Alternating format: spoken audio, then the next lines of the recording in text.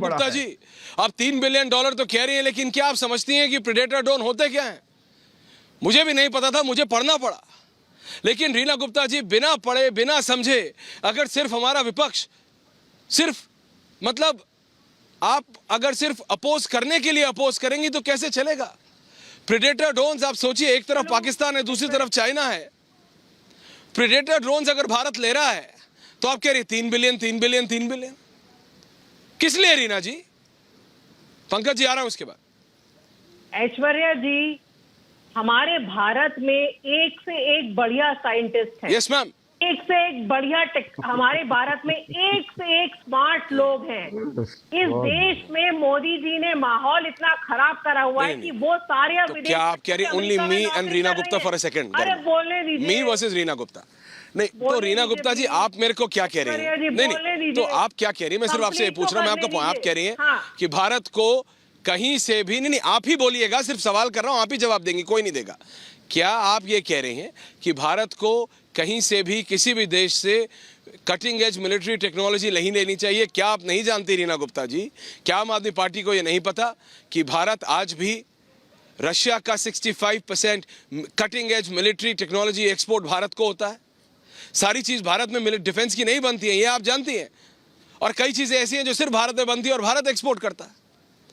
तो ये कोई ऐसी चीज नहीं है कि ये आपको ना पता हो, कि मुझे ना पता हो, कि बीजेपी को, कांग्रेस को, कि या फिर अखिलेश यादव जी को नहीं पता हो। सबको पता है रीना जी।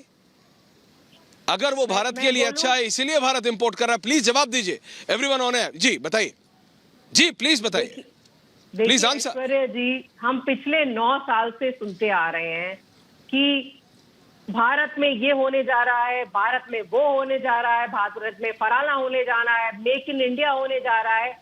तो ऐसा क्यों है कि आज की तारीख में हम ये सारी चीजें अपने देश में क्यों नहीं बना रहे?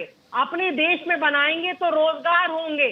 आप अमेरिका की किसी भी कंपनी में जाके देखिए, आप नासा में जाके देखिए, उसमें 40 से 50% भारतीय लोग हैं।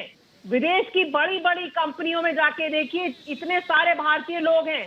हमने क्यों मेक इन इंडिया बढ़िया नहीं किया कि वो सारे भारत के लोग वापस भारत में आए और ये सारी चीजें हम भारत में बनाएं?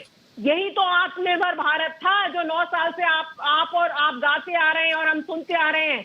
आत्मनिर्भर भारत। हाँ, और अब मैं अगर आपसे ये बोलूं, क्योंकि ये डिबेट पूरी फिर आपके और मेरे बीच में हो जाएगी रीना जी, क्या आप समझते हैं कि स्ट्रेटेजिक टेक्नोलॉजी ट्रांसफर क्या होता है? आप समझती हैं रीना जी? आपको मालूम है कि अब ये जो आप $3 बिलियन की ड्रोन डील की बात कर रही है या फिर HAL के साथ मार्क 2 प्लेन के इंजन की बात कर रही है, इसमें 80% टेक्नोलॉजी ट्रांसफर भारत में होगा, मेंटेनेंस भारत के छोरों पे होगी। आप समझ रही हैं?